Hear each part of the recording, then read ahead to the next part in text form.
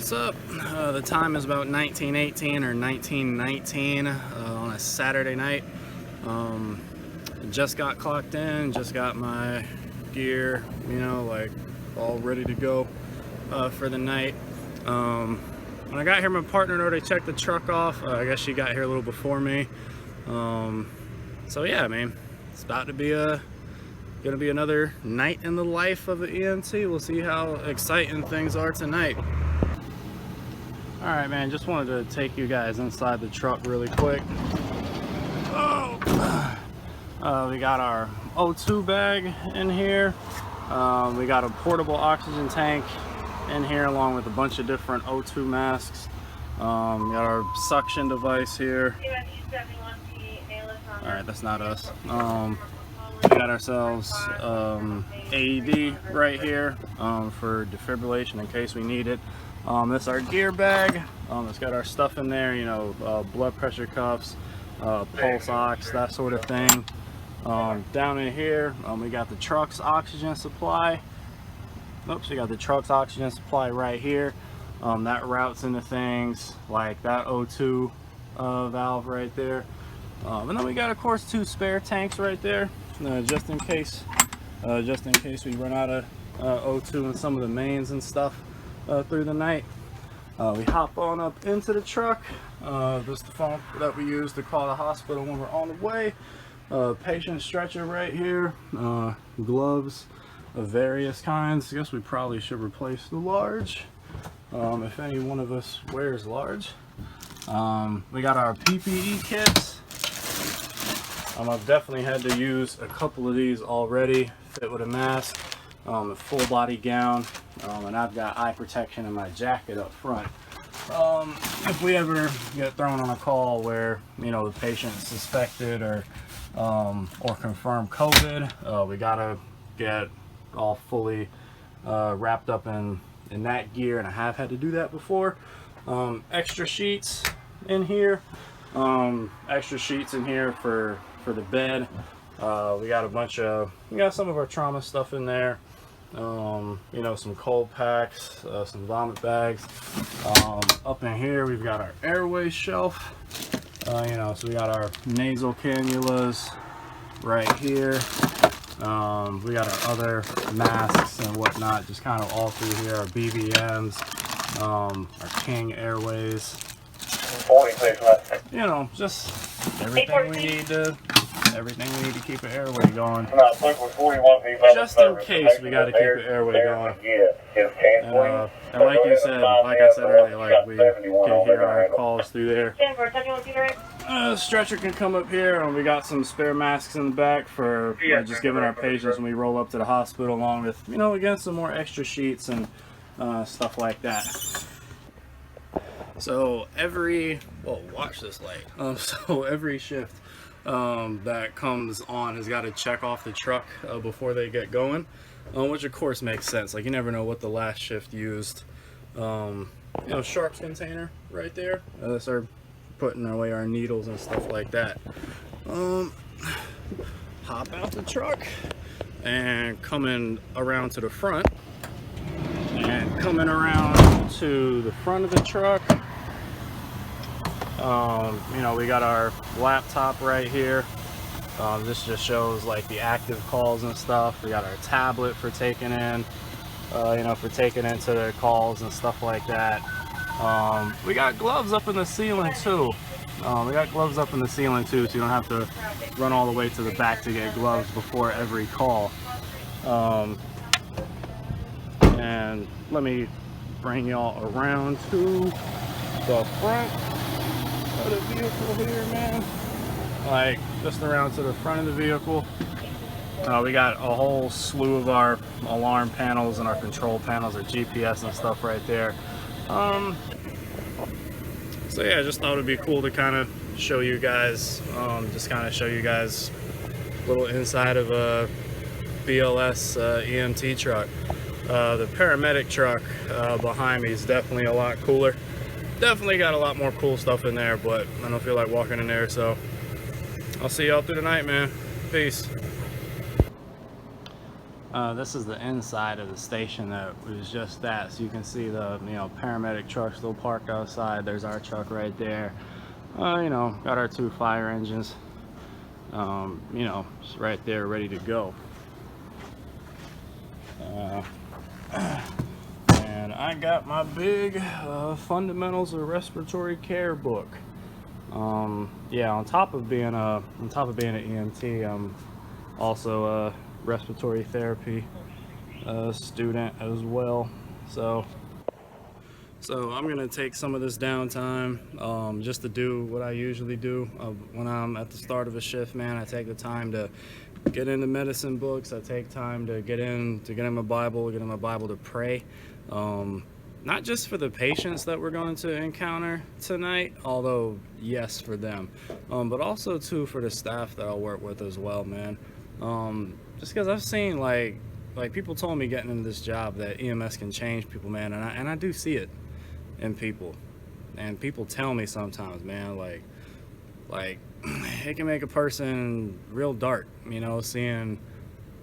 working on the edge of life when you don't have a relationship with the King of life, when you don't have eternal life in you. Working on the edge of life can get you jaded real quick, man. It can get you jaded real quick, so I mean, pray for your paramedics, pray for your EMTs, pray for your emergency health workers, because the enemy does a number on their minds working this job, man. So like I said, I'm gonna spend some time getting into this. Oh my gosh, I passed the chapter I'm supposed to be in. Yeah, I'm gonna spend some time just getting into chapter 15 for respiratory therapy, bedside assessment of the patient. Spend some time in here and also spend some time praying just for the night. So I'll catch y'all in a while, man. Peace. Alright, man, time is 20:32. Just got off the first call. Had to help this old lady pick her husband up off the floor. She was extremely nice, man. She was extremely nice, and doing this job, we have a tendency to glamorize like the super big calls, which is true. Like everybody loves doing the crazy stuff, but don't despise the small things, man. Like, don't despise the little pleasures of helping a super old woman just have an easier evening for once in her life. See, and look at my partner, man. Look at my partner. She over here trying to do some real work. Trying to do real work. Because what, everybody's stuck at the hospital right now? That's wild. Anyway, we'll see what else we can get into, man. And if it's interesting enough, or if there's a cool lesson from it, I'll let y'all know. Look, man, it all just comes down to the fact that Jesus' people are okay with serving, okay? That's what he said in Mark, man. That's what the master said. The greatest among you is a servant to all. Because the Son of Man came not to be served, but to serve and to give his life as a ransom for many. Alright, y'all, time is, it's about 0030 hours. Just transported a patient. He's having diabetic issues and stuff like that, man. Like, we got a blood sugar in the mid 300s of this cat, and it was a fun little assessment just because it's interesting. I haven't ran too many diabetic issues. You know what I'm saying? Let me see. Let's get this in here. Yep. Haven't ran too many diabetic issues on this job. But when we finally got to the hospital, man, like, that dude was all sorts of upset. All sorts of upset, man.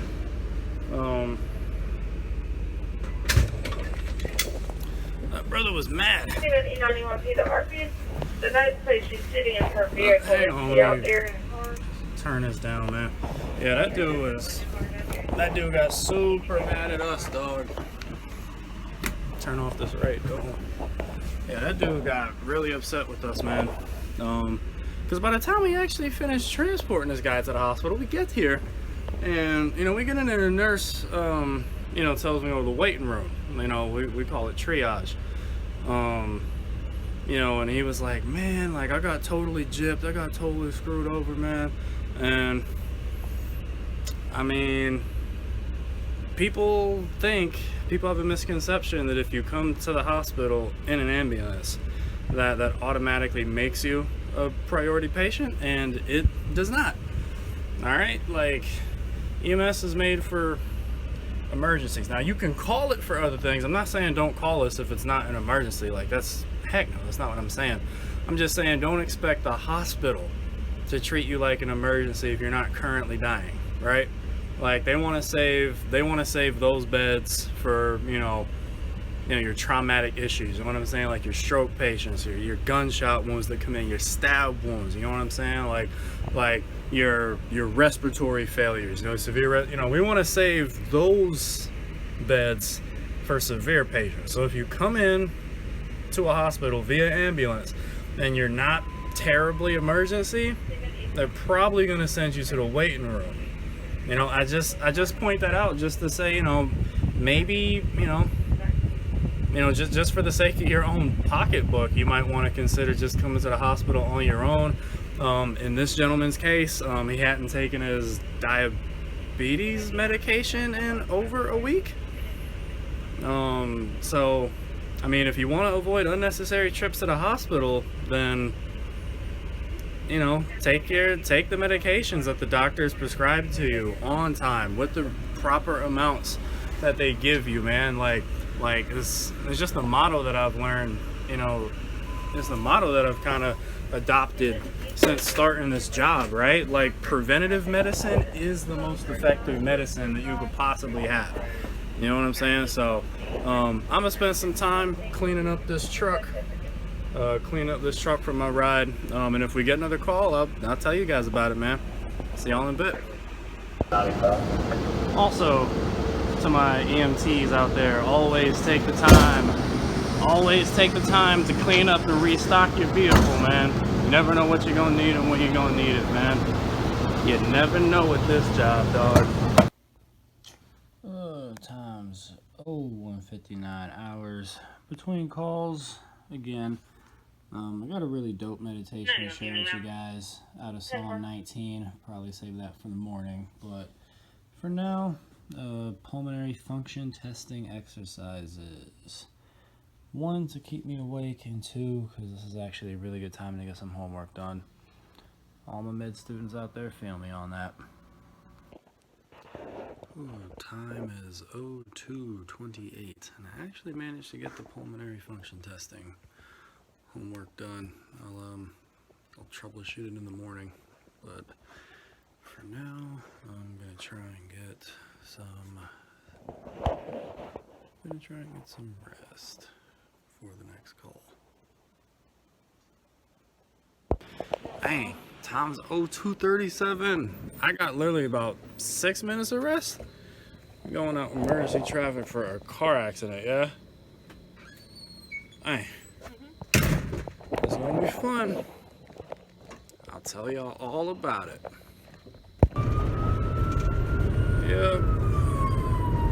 02:41. Still en route to that traffic accident.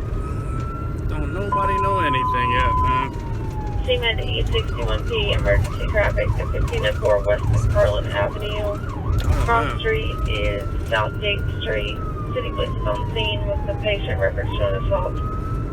Alright, well, I guess now's the time everything gets fun. Alright, well, we got 2 cops on scene. The 1 fire unit's there. All us medical people are still en route, my friend.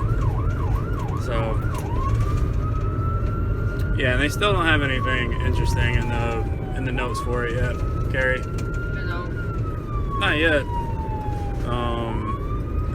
I guess they're trying to like get back or whatever, but yeah. Look, black vehicle hit a pole, black sedan, so It's yeah. possible in them cases of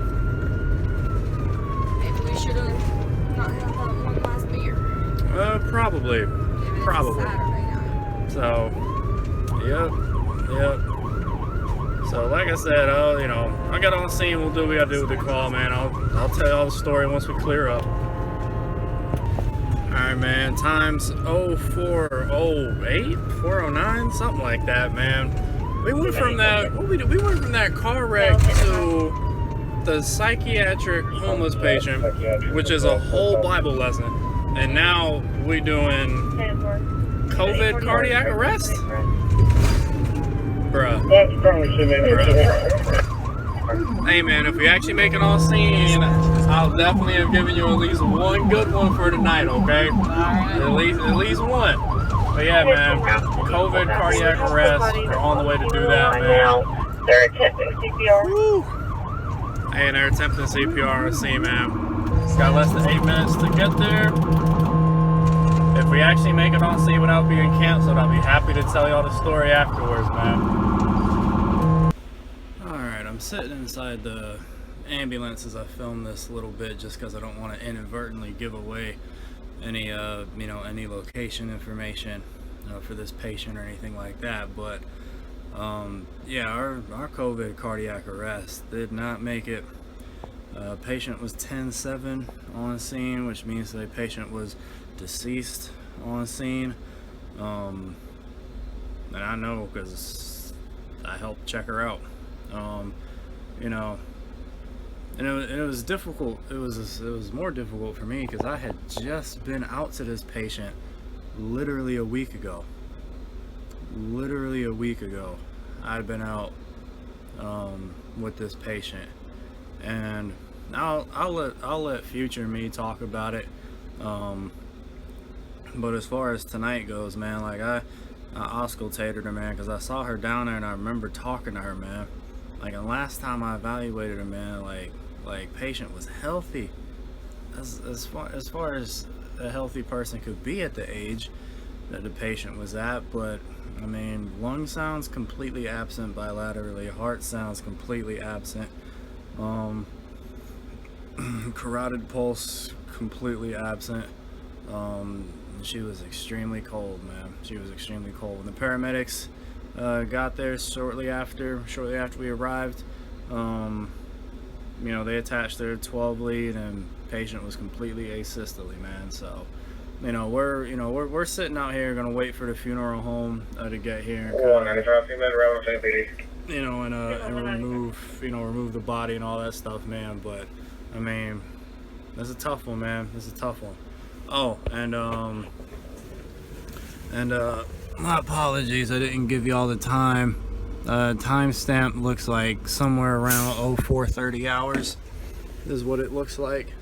Oh yeah, right there, 04:37 hours. That's what we're looking at. So yeah, man. Yeah, I'm gonna take some time to process this one, man, and I'm gonna let future me talk about that. And we'll definitely get around to some of those other calls I haven't gotten a chance to talk about yet, man. If we got anything else interesting, man, I'll let y'all know. Time's just about 0500 hours. Still waiting, still waiting on the funeral guy to get here, man. 195, you can show us out here, man. And 10-4. like, this day's coming, man. That's what I was just telling my partner, man. This day is coming for everybody. It might not look like hers, what, am I in her sleep? It might not look like that. But your day with the Reaper's coming. So I asked this in the least fear-mongering way I can possibly ask it, man. But do you know the Lord? Are you redeemed? Or do you just put off spiritual things just under the assumption that you'll just have another day? Because I don't know if this lady knew the Lord, man. I don't know if she did. And it's too late to really pray about it now. It's like the only thing there is to pray for now is for the people that's still here. You know, but wherever it is that she's gonna be, that's set, that's locked. You know, if she received the mercy of Jesus while she was here, she's good. If she hasn't, Mountain 124 status check. go and do your thing. You ain't interrupting me. Look, you were 10-4. I need to check, brother. I was gonna say that. Oh, okay, yeah. Like,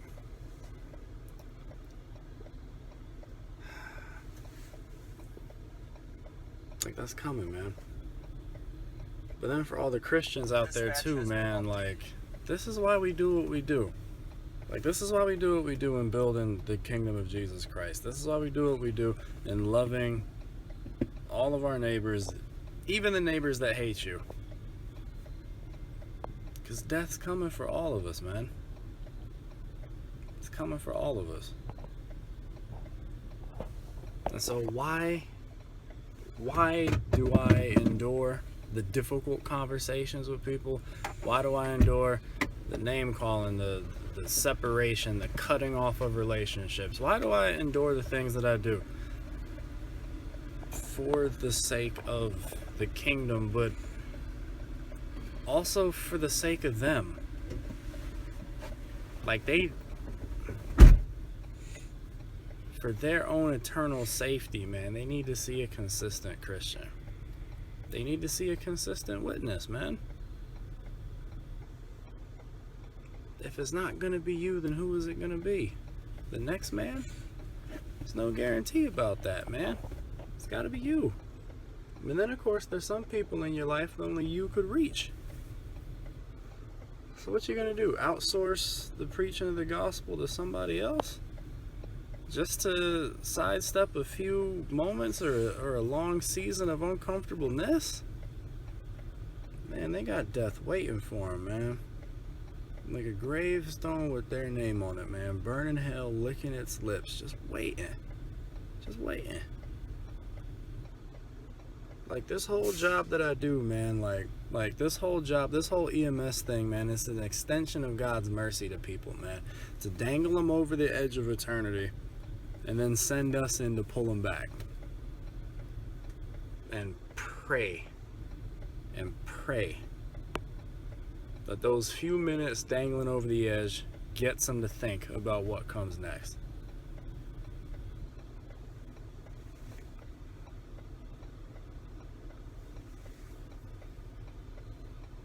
Like I said, like love your neighbors, love your enemies, share the gospel, the actual gospel, you know, not this Americanized version of Christianity that says Jesus is a good self-help guru, says Jesus can make life a little easier for you.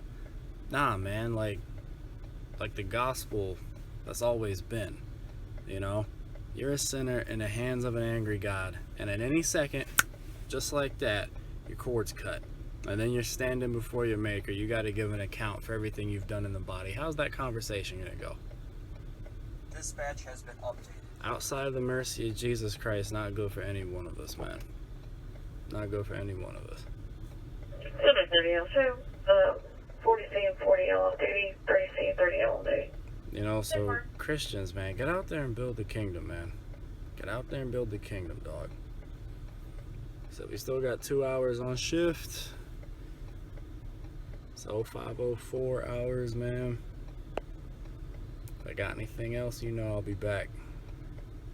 You know I'll be back. Ooh, time is 05:48 hours.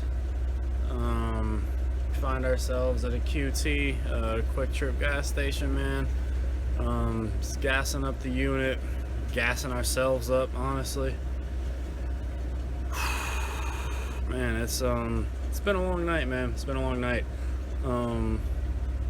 Yeah, so we got canceled before we arrived at the car accident, so that was kind of a non-factor for us, but then we got immediately dispatched to a psychiatric call. I mean, and I guess she might have had those issues, but I mean, lady was homeless, man. You know, lady was homeless, and I feel like she called us just to be able to get a bit of a break from the elements and stuff like that, man.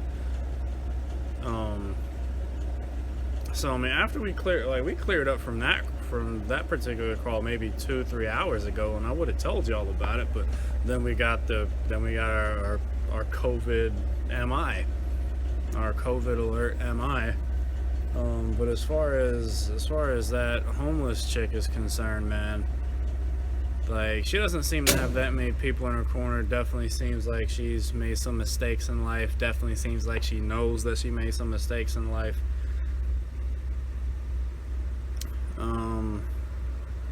So I mean, I just like, you know, I just wrote her a note when I left her with the charge nurse in the hospital, man. Like, come on down to Divine Chapel. Come on down to Divine Chapel in, you know, Mount Holly, North Carolina, man. 115 North Lee Street. If you want a family around you, man, we'll definitely be that, man. Nothing but a family of misfits over there, man. Nothing but a family of misfits. They got along great with us. You know, so pray for her, man. Just pray that Jesus grabs a hold of her, man, and shows her what redemption really is. So I'm telling you, man, like this job is really good for kingdom advancement. You know, like, you roll up on a lot of issues that you wouldn't have had access to really through any other means other than working EMS, man. It's a great way to learn about the low places in your city, man. You know, Job, when he was talking about his righteousness, you know, talking about the way he lived his life, said that he searched out the cause that he didn't know. You know, but how often do we do that in the church, man? How often do we search out causes that we don't know? And I get it, man. Sometimes it can be difficult, man. But I mean, consider a career in EMS, at least temporarily. You know, if you want a quick, you know, just guided tour of the rough parts of your community, man, like, EMS will give it to you. EMS will definitely give it to you, man. Definitely give it to you, man. I mean, I won't lie, man. Sometimes you feel like a bit of a spiritual superhero, man. Other times you feel like a bit of a spiritual loser. But either way, man, either way, you're his. Either way, as a Christian working at EMS, you're his. Your calls are his. You know, he's the one really that's dispatching you to whatever, man. So don't despise whatever call you're on, man. Because in Jesus's wisdom, you are on the call that you're on, you know. So treat that patient with all the care in the world. Treat them with all the focus in the world. You know, treat them like, honestly, treat them with the dignity that comes along with the image of God and comes along with the fact that the Son of God shed his blood for that patient's redemption, man. You know, sometimes you're just an extension of God's grace to snatch him away from death for a little bit. Other times you're the breath of spiritual fresh air placed right where you needed to be to have that conversation, man. So, I mean, it's been a night, man. It's been a night. Is it a fun job? Yeah, super fun job. But it can be heavy, man. It can be heavy. You know, so if you're considering a career at EMS, man, just, you know, consider some of the things that I've said through the night, man. Because this isn't even a tough night. This night isn't bad. This night is not bad at all. Not bad at all. But I will say I do feel like I'm dragging a little bit. Like I said, it's like 5-something in the morning now. Anyway, we get anything else interesting or I get any more meditations, man, I'll let y'all know. Sun's almost up. What is this, man? 0609 hours, man. Just got dispatched to stand by on a fire scene. It's gonna take us some time to get there, so I don't know. What do you think the chances are of us getting like called off? I don't think we're gonna get there. You don't think we're gonna get there? Yeah, I don't think so either. But, you know, we're gonna drive lights and sirens because it's fun and that's what we're supposed to do. So Just make life easy on yourself, man. Let us pass you, bro. Let us pass you, bro. I saw one coming behind me on Dallas Trail the other day. Hey, I believe it. And I pulled off into an off-road. Everybody else is like, why are you pulling off? They like literally looked at me funny. And I'm like, Dispatch has been updated. Kings Mountain engine has arrived. I guess. I assume that says Kings Mountain. I assume. Man, y'all, the time is 06:30 hours. We did end up getting canceled from that one fire that we were supposed to stand down for. Yeah, they did end up canceling us from it after all.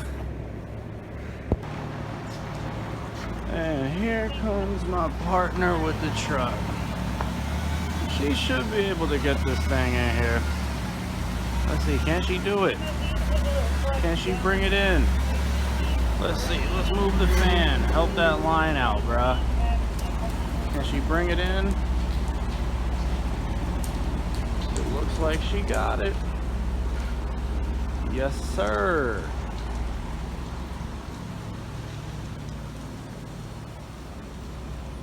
Yes, sir.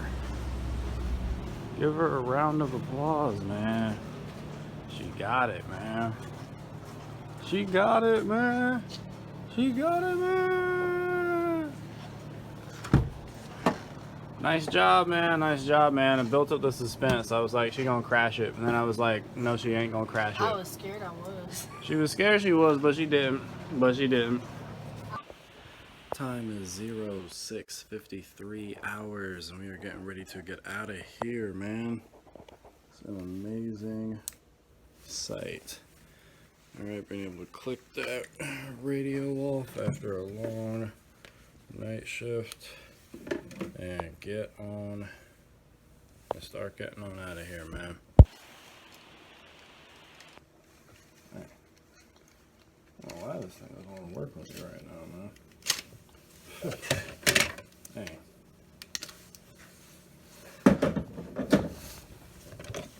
Good to be able to be done with that. I got my timesheet. Let's go ahead and punch out. Amazing sound. Whew. That is an amazing sound. This EMT is officially off duty. Made sure to clean the truck up on the way out too. Always be sure to do that, because the next shift that's coming in will really appreciate it if you do. Really appreciate it if you do. Alright, now I already did all my prep, man. Like I got my I got my personal effects, like, my Bible, my bag, my school books, all that stuff. Got that up out of there, got that packed up, ready to go in a car. Man, so that I can just hop in the whip and be ready to go, man. Alright, so it's been a night, man. It's been a night. Not even the craziest one, man. Not even the craziest night ever. Just a pretty average night. I'm gonna get on the road. I'm gonna go first. I'm gonna put gas in this car, and then I'm gonna go get myself bacon, egg, and cheese biscuit from McDonald's with hash brown. Then I'm going home, eating it, going to sleep, man. Going to sleep. And then we having communion in the next 12 hours, man. Oh, man, it's going to be good stuff, man. It's going to be good stuff, man. I'll be back when I'm a bit more rested for a little bit of a debrief and a little dissection of Psalm 19 with you guys, man. Can't let you go without a little bit of scripture, Can't let you go without a little bit of scripture, man. See you in a minute, man. See y'all in a minute, man. Whew, alright, man. Time is 19 hours on the next day. I got my breakfast, feel a lot more rested. So let's go ahead and debrief from the night, yeah? First thing that I want to talk about in this debrief is that diabetic patient. Just to clear some things up, because I don't want you guys getting misconceptions just about what I was trying to get at with that patient, right? Like, was his blood sugar level a problem?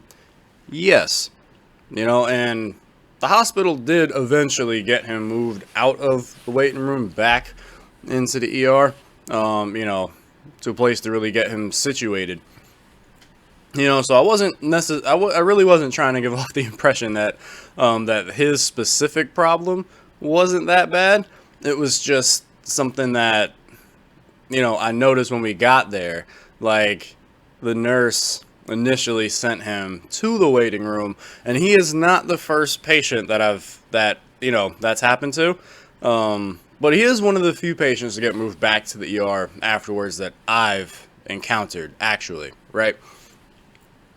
I just wanted to say that because for a lot of people, they think that coming through with an EMT or a paramedic gets them an automatic shortcut, to treatment. I just wanted to make the twin points. One, it doesn't, and two, preventative medicine is amazing. Preventative maintenance, I mean, it's like a car. You know what I'm saying? Like, it's a lot easier to keep your car in good shape. It's a lot easier, it's a lot cheaper in most cases to keep your car in good shape than it is to fix a super bad problem, than it is to fix neglect, really. I also wanted to kind of talk about just the process of a call, because Hollywood and certain medical shows would make you think that that you do skip the line and stuff like that. Here's how it really goes down, and I imagine you guys kind of caught a glimpse of this from some of the earlier shots from throughout the night. We're just chilling at the station or doing whatever, when a call comes out. They'll call the unit or units that are going to the call. We go. We're going to be getting our reports and stuff ready to go. And at least for me anyway, I always made sure to get the report started, before even thinking about breaking out the camera to start talking to y'all. But we get our medical report started. We're looking at the notes. We're thinking, okay, based on the notes that are coming out, what's the flow chart that we're going to want to go down? What are we thinking? What's our game plan? How are we going to handle this call? We get on scene, we talk to you. We do our initial assessments. We get our vital signs.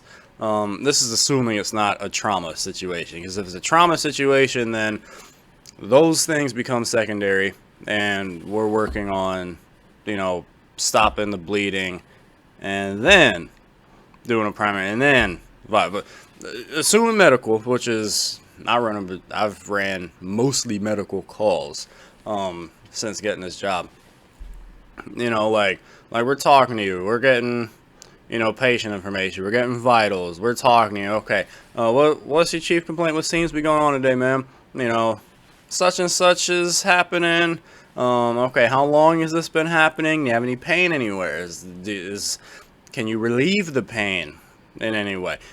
Does moving in a certain way exacerbate the pain? Are you on any medications? Oh, you are? Okay, when's the last time you took those medications? You know what I'm saying? Like we're doing our whole flow chart, you know what I'm saying? And we're also gathering data, from, our initial assessment, right? If you want to go to the hospital, we will take you, right? And usually we're going to take you to the hospital that you want to go to, barring a few specific circumstances. Like you're about to die and we don't have enough time to get you to the hospital you want to go to, or the hospital that you want to go to is on diversion, which means that they don't have room. No, but outside of that, we'll load you up. On our stretcher and our ambulance. We'll get rolling, right? We'll get rolling. Now, I'm an EMT. and I work usually on, pretty much always right now, on dual EMT trucks, right? Which means that we're pretty much always going to be going to the hospital, non-emergency traffic, which means no lights, no sirens, no, no Hollywood theatrics. Right, during transport, right, we're reassessing you, right, we're going to be filling in any holes on the patient information we didn't get on scene. We're going to be asking you, I mean, like I said, just continual patient care, how you're doing, seeing if you're worse, unchanged, or better than you were when we got on scene. Do I need to start any interventions, like putting you on O2? Do I need to stop is the intervention not working? You know what I'm saying? Like, when we get between 5 and 10 minutes from the hospital, I'm going to use that phone that you saw at the very start of the video to call the hospital that we are going to, let them know, hey, this is a fictitious example. This is a fictitious example I'm about to say, just using the random example of a gunshot wound, right? Well, that probably wouldn't be BLS. Let's say cold, you know what I'm saying? Like, hey, such and such to such and such hospital, routine patient notification. Hey, this is such and such, go ahead. Hey, y'all, this is such and such. We're coming to you with the such and such old, insert gender here. Chief complaint is this. Any other pertinent information to go along with that chief complaint, like duration of symptoms, yada yada. Their vitals are as follows: BP this, heart rate this, respirations this, and just, the whole gamut. We'll be to you in about 8 minutes. Anything else? If they want any other information, they'll ask, we give it. If not, then we roll it. We get to the hospital, we unload you, we're gonna roll you inside, right? There's gonna be I don't know what their position is called technically, but I guess they're like receiving or whatever, like the people that print the bracelets for you, the hospital bracelets for you, man. They're gonna get some of your personal information, and then you're gonna go give your report to the round table of receiving nurses, and they'll tell you whether or not you're taking a patient to a room in the ER or whether or not you're taking them to the waiting room, right? The hospitals that we tend to go to call it triage, right? And that's kind of the situation, right? Like we'll take you, but it's the hospital's decision where, it's the hospital's determination where you actually end up in the hospital, right? Like just because it's an ambulance that's bringing the patient does not necessarily mean that they're gonna go right to ER, right to, I don't know, like, right to trauma 1, like that's just not always the case. So I just say that just to clear the air, really. Let's see. Oh yeah. Okay, so homeless psychiatric patient that we got called out to, psychiatric call. She was really nice. But I just get, like I said earlier, man, I get the feeling that she doesn't have a lot of people in her corner, and that, she made some poor decisions along the way, and the weight of those poor decisions really seemed to be weighing on her. While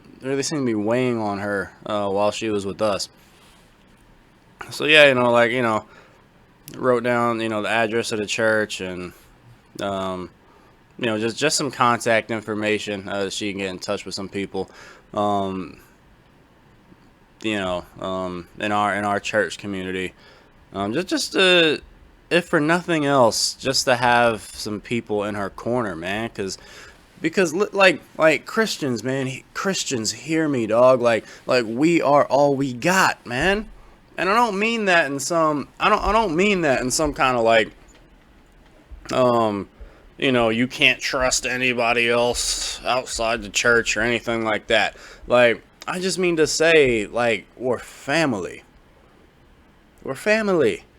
And the only people that families got in there is each other. So be in each other's corner, man. We are all we got. All we got is each other. So take care of each other, man. Love your neighbor. Love your neighbor. You know? And, you know, when I first invited her, she seemed reluctant, like, kind of like she, I don't know, I just got the vibe that she didn't feel like she, you know, kind of deserved to be there. You know, and, you know, it just got me thinking about, you know, we as Christians we got to work on making our church communities approachable. You know, some of us are really good at it, excelling at it, don't need me to clumsily lecture you about it. Others, we might need some work. You know, I mean, because Jesus being God, but also, man, he's transcendent above it all, but also immanent. You know what I'm saying? Like, and we as communal reflections of Jesus, you know, we have to do better, man, at reflecting that duality, man. Always lifting high the person of Jesus Christ. Always lifting high what happened on Calvary that day. Always lifting high his deity. Always lifting high the work of the Messiah. But always remembering that that part of the glory of it being up so high is that it can extend to all from up there. You know, and we've got to do a good job of actually going out to all. You know what I'm saying? That's, like I said, that's why I think EMS is a really good job for kingdom advancement, man. Like, you get a guided tour. You get a guided tour through the least of those in your city, man. Take advantage of it, man. Take advantage of it. You know, and then our 10-7 patient, man, like, oh, man, like, like I said, it was tough, man. I feel like I said pretty much everything I wanted to say earlier. I'm just, you know, on that subject, all I want to say, you know, on YouTube anyway, you know, it was just wild. Like, you know, it's literally out to that patient about a week prior. You know, about a week prior. You know, the patient was worried about COVID, but I mean, age aside, hey, you can even throw age in there. I don't care. Like, that was one of the healthiest patients I'd ever done a physical exam for. You know, like, like prior to her, we picked up somebody that I don't know if this male was a COVID patient or not, but you know, that patient before her presented with rails in his lower right lung, and they were in your face rails. This older patient, this 10-7 patient, I remember listening to this patient's lungs. Clear as the clear blue sky, man. All the vitals within normal ranges. I mean, one of the paramedics on scene just told me, man, like, sometimes it's just your time, and that's true enough. That's true enough, man. Like, can't save them all, but still, man, like, it was jarring for me, man. It was jarring. And then lastly, man, I wanted to spend the last, 6 to 7 minutes on this little 20-minute debrief, just talking on Psalm 19, man. Like that Psalm 19 meditation that I talked about with y'all earlier, man.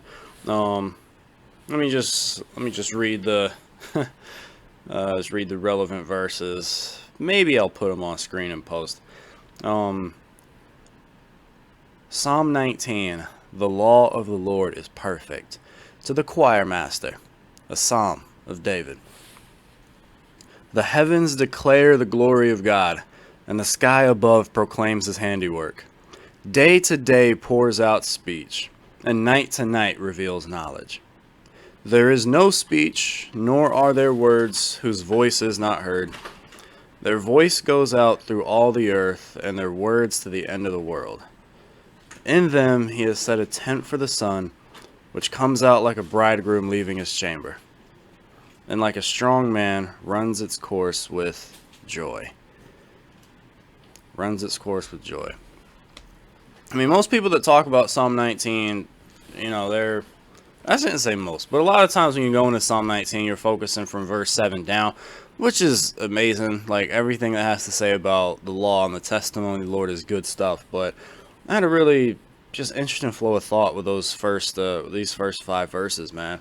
Like, the heavens above, the sky above, the day itself, the night itself reveals the knowledge of the glory of God and continuously speaks to the glory of God. It's this ever-present reminder above our heads about the vastness of God, about the beauty of God, about, you know, like, in a way, like the fear of the Lord. You know what I'm saying? Like you look up at a nice sky and it's clear enough, it feels like you might fall off the edge of the earth and into that thing, man. Like, yeah, it reveals the glory of God, and it sits above our heads every single day.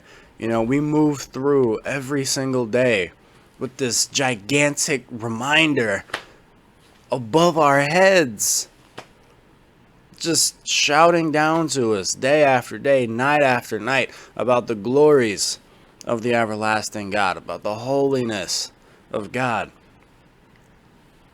You know, and the Bible even says there's no speech, nor are there words whose voice is not heard.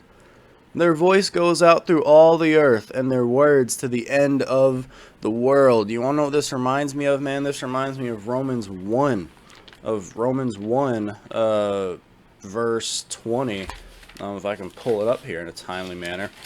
Romans 1 verse 20 says, talking about God, for his invisible attributes, namely his eternal power and divine nature, have been clearly perceived ever since the creation of the world in the things that have been made, so they are without excuse. And without excuse as to what? Without excuse as to not knowing God. Shouts at you the glories of God, you know. Not only that, but then in conjunction, again, like with my job, like I see people standing under, living their lives under this very verbal reminder, this very loud reminder of the glory of God. And I see patients nearly lose their lives. And, you know, They go back to life as usual, man. Like you almost fell off this orb.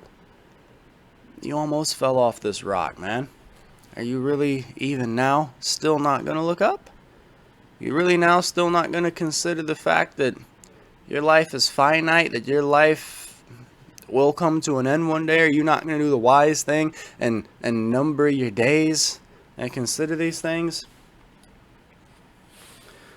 But what he says about the sun really convicted me, man. In them he has set a tent for the sun, which comes out like a bridegroom leaving his chamber, and like a strong man runs its course with joy.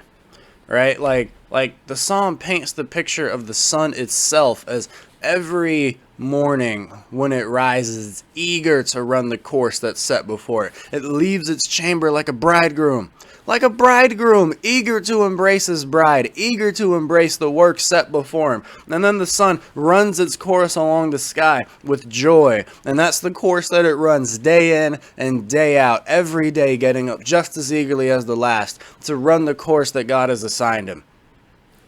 You know? And it just convicted me, man. Like, do I run my course joyfully too? Do I? As I live my life under this reminder of the glories of God, watching this joyful messenger run his course through the sky every single day, does it remind me to run my Christian course with joy? Right? Everything above me pours out the knowledge of God's glory, and the sun itself runs joyfully every day. You know? It just got me thinking, man, like Christians, run your course with joy. You know? All of us run our course in preaching the gospel with joy. And me, as a EMT that always wants to get better and is studying for respiratory therapy, I gotta run my shifts with joy every time. Every single shift, man. Every difficult night shift, man. Like, you just gotta pray that I'm doing it for the Lord, man. And that in doing it for the Lord, I have faith that I'll find myself doing it with joy and getting up and facing shifts like tonight and even tougher shifts with the joy of the Lord. With the joy of the Lord. You know, will EMS change me? Probably, but I have faith that running it for the Lord, I'm going to be changed into a more accurate picture of my Savior rather than a copy of the darkness that we try to save people from, right? So I mean, that's all that I had to say, man. That's all that I had to say. You know, it'll be a little bit before I do another day in the life of or night in the life of the EMT series, man. I know I keep saying I'm gonna do the Living Martyrs thing, but I bought some video equipment. I was trying to wait for it to get here before I really started doing that stuff again, but it is in the works. Okay, it is in the works. And if you liked the video, man, give it a like, drop a comment, subscribe, check out the other content on the channel, man. Peace.